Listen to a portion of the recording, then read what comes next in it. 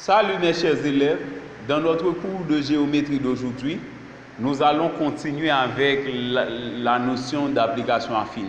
Mais aujourd'hui, nous allons aborder principalement la translation affine. Ok, ce qu'est la translation affine. Ok, donc voici quelques petites notes. Translation affine. Soit epsilon un espace affine associé à un espace vectoriel E. On appelle translation de vecteur U l'application de epsilon dans lui-même qui, à tout point M, fait correspondre le point M' tel que vecteur MM' soit égal au vecteur U. Ok, donc lorsqu'on a une translation affine, la définition, donc de façon géométrique, ou encore géométriquement, c'est ainsi qu'on définit une relation et une translation affine. Ok, lorsqu'on a une translation affine, c'est lorsque on a cette égalité vectorielle, mais les vecteurs sont construits à partir de deux points M et M'. Okay? Où M' c'est l'image, M c'est l'antécédent. Et bien lorsque les vecteurs sont construits, donc sont déterminés à partir de des points M et M', on a une translation, ok, à partir de deux points. Donc c'est une translation affine. Ok, maintenant ou encore une translation affine de vecteur U, puisque MM', le vecteur MM' donne U. Donc, ça pourrait avoir également une expression analytique, une représentation et donc une définition analytique. Lorsqu'on représente ça dans le plan, on va avoir x' égale à x plus quelque chose, c'est l'abscisse du vecteur U. Y' égale à Y plus quelque chose, qui est la chose, c'est l'ordonnée du vecteur U. Si on est en dimension 3, on va avoir Z' égale à Z plus quelque chose qui représente la cote du vecteur U. Donc on pourrait avoir ça indéfiniment, dépendamment de la dimension de l'espace donné. Mais nous aurons à avoir surtout la dimension 2 et 3. Et la dimension 2 ou 3, ok, donc nous aurons à voir surtout la dimension 2 ou la dimension 3. Ok, voilà une remarque. Une translation est une application affine dans l'endomorphisme associé et l'endomorphisme identique. Ok, donc puisque nous avons appris, lorsqu'on a une application affine, l'application affine possède toujours un endomorphisme associé, ok, qui est une application linéaire. Eh bien, l'endomorphisme associé à la translation affine, c'est l'endomorphisme identique. Ok, c'est l'endomorphisme identique. Ok, donc, si vous voyez qu'on a une application affine et la matrice associée à cette application affine, c'est la matrice identique, eh bien, sans perdre de temps, vous pouvez dire qu'il s'agit d'une translation affine. Mais parfois, pour caractériser la translation, donc, il ne suffit pas d'identifier que c'est une translation affine, mais il faut retrouver le vecteur également. On dit toujours translation de vecteur quelque chose. Eh bien, normalement, pour trouver le vecteur, on ne va pas se servir uniquement de la matrice. Ok, donc nous allons résoudre un exercice là-dessus et vous saurez quoi faire dans les autres exercices. Voici l'exercice. Exo 1. L'espace affine epsilon est muni du repère OIJK. Ok, donc on va être dans l'espace affine de dimension 3. On considère l'application F qui, à tout point M de coordonnées x, y, z, fait correspondre le point M' de coordonnées x', y', z', tel que x', y', z' donne, on a x' égale à x plus 2, y' égale à y moins 1, z' égale à z moins 1. Donc, ce qu'on demande dans cette partie, ça c'est l'application F qui est définie de cette façon. On demande de préciser la nature de F. Donc, on regarde dans le système ici, ça c'est l'application identique qui correspond ici. Parce que nous aurons pour matrice 1, 0, 0, 0, 1, 0, 0, 0, 1. Ok, pour X, c'est 1, 0, 0, pour Y, 0, 1, 0, pour Z, 0, 0, 1. Donc, cela veut dire que la matrice associée à cette application affine, c'est la matrice identique d'ordre 3. Et bien par conséquent, ça c'est une translation affine.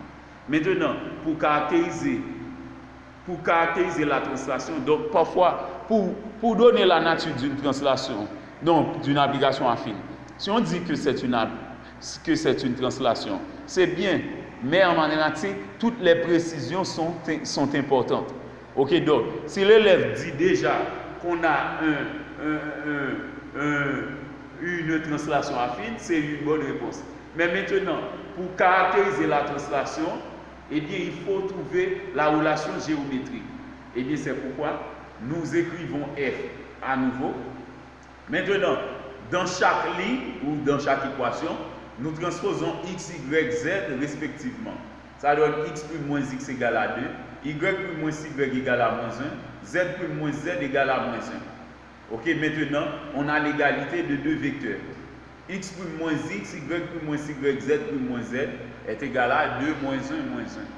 Ok, donc on a l'égalité de deux vecteurs.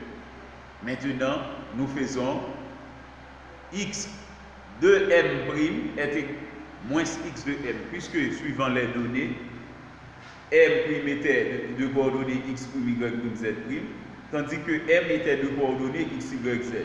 Eh bien, on a ici x de m prime moins x de m, y de m prime moins y de m, z de m prime moins z de m est égal à 2 moins 1 moins 1. Donc, à présent, on peut dire que le vecteur mm' est égal au vecteur 2 moins 1 moins 1 que l'on appelle u. Ok? Donc, on a la translation de vecteur u avec u égale à 2 moins 1 moins 1. Donc, en conclusion, f est une translation affine de vecteur u égale à 2 moins 1 moins 1. Donc, c'était tout pour la première partie, ok, pour l'exercice 1. Maintenant, nous avons un deuxième exercice à résoudre. Voici le second. Dans un espace affine E, on donne deux points A et B. Soit l'application f de E dans E qui, à tout point M, associe le point M', barissante du système de points pondérés, A1, B-1, M1. Ok, donc, nous avons déjà appris cette notion, la notion de barissante, et nous savons également déjà qu'est-ce que ça signifie si on a une application affine qui à tout point M fait correspondre le point M'. Eh bien, à partir de ces informations-là, on demande de caractériser l'application F dont on parle, et ensuite B, construire le barycentre M' du système de points donné. Ok, donc le système de points pondérés qu'on donne ici, ok, donc on demande d'utiliser ces informations, ok, pour construire le barycentre M', ok, qui est le barycentre M' du système de points pondérés A1, B-1, M. Ok, donc, juste avant même de résoudre ce dernier exercice, donc si vous n'êtes pas encore abonné à mon channel YouTube, je vous prie de bien vouloir le faire. C'est Jimmy Dieuvet, votre enseignant de maths, compétent et expérimenté. Donc, on a l'application F, l'application affine F de E vers E, qui est une application affine. Ok, donc c'est une application de l'espace affine E vers lui-même, qui à tout point M fait correspondre le point M', c'est-à-dire lorsqu'on fait F de M, ça donne M'. Maintenant, on suppose que M' donne barycentre de A1, B-1, M1. Ok, ce barycentre existe parce que la somme des coefficients donne 1. 1 moins 1, 0, 0 plus 1, 1. Donc le barycentre M' existe. Et bien, suivant la fonction vectorielle de Leibniz, on peut dire que 1 m'A moins 1 m'B plus 1 m'M égale à vecteur nul. Ok, donc avec la propriété du barycentre, ok, on a m'A moins m'B plus m'M égale à vecteur nul. Maintenant, nous faisons intégrer le point M dans les vecteurs m'A et m'B par la relation de Charles. M'A est devenu m'M plus MA. M'B est devenu m'M plus MB. Et maintenant, on conserve m'M. Ok, donc, on a m'M plus MA moins m'M moins MB plus m'M égale à vecteur nul. Ok, maintenant, en chassant les parenthèses, moins M', moins MB, et bien on a M', moins M', ça donne vecteur nul. On conserve uniquement MA moins MB plus M'. Maintenant, les vecteurs MA et MB sont transposés au second membre. Et bien c'est pourquoi on a vecteur M' est égal à moins MA plus MB. Ok? Vecteur M' est égal à moins MA plus MB. Et bien avec cette propriété sur un vecteur que nous avons appris, eh bien, nous avons appris que lorsqu'on permute l'origine et l'extrémité du vecteur, ça change de signe. MA, c'est A, moins MA, c'est AM. Le vecteur moins MA, c'est le vecteur AM. Parce qu'on permute M et A, eh bien, le signe change. Donc, on a un vecteur M' est égal à AM plus MB. Et suivant la relation de Charles, AM plus MB, c'est AB. Ok, puisque on additionne deux vecteurs, l'extrémité du premier est l'origine du second. Eh bien, on a M' est égal à AB. Maintenant, le vecteur M' n'est autre que le vecteur moins M'. Le vecteur AB n'est autre que le vecteur moins BA. En multipliant par moins 1, on a vecteur M' est égal à vecteur BA. Ça, c'est l'expression géométrique d'une translation affine. Ok, donc, on peut en conclure que F est une translation affine de vecteur BA, puisque M', donc, dans la définition, on avait M' égale à U, ok, c'était une translation de vecteur U. Mais ici, M' donne BA, eh bien, on a ainsi une translation de vecteur BA. Maintenant, pour la deuxième partie de l'exercice, on demande de construire le point M'. Eh bien, pour construire le point M', nous utilisons la relation vectorielle.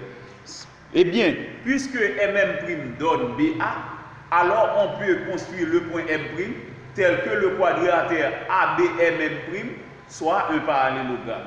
Ok, nous avons appris le parallélogramme contient cette propriété, égalité de deux vecteurs. Donc, lorsqu'on a l'égalité de deux vecteurs, ok, formée avec 4 points, eh bien, on va avoir assurément un quadrilatère.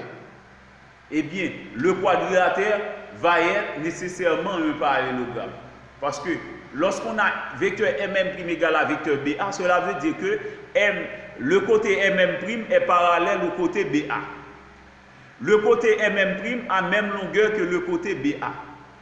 Et le vecteur M' va être de même sens que le vecteur BA. Et bien voilà, voici M', vecteur M' et vecteur BA. Ok, donc ces deux vecteurs-là, ces deux côtés-là, M', c'est parallèle. Ok, sont deux côtés parallèles, ok, du quadrilatère dont on parle. Eh bien, ces deux côtés-là sont non seulement parallèles, mais aussi égaux. Eh bien, par conséquent, à partir de cette égalité vectorielle, on peut dire que le quadrilatère ABM' est un parallélogramme. Donc, vous voyez, donc, chaque point M' va être construit de cette façon. Il faut que les points A, B, M et M' se placent, ok, de telle sorte que le quadrilatère ABM' soit un parallélogramme. Ok, donc vous allez construire chaque point M' de cette façon. C'est de sorte que le quadrilatère ABM' soit un parallélogramme. Donc, d'où la construction du barycentre M' du système de points pondérés donné. Ok, maintenant, si vous avez des questions, vous pouvez me les envoyer comme commentaires. Et je serai très content de vous les répondre. C'était Jimmy Devers, votre enseignant de mathématiques, compétent et expérimenté. Merci et à la prochaine.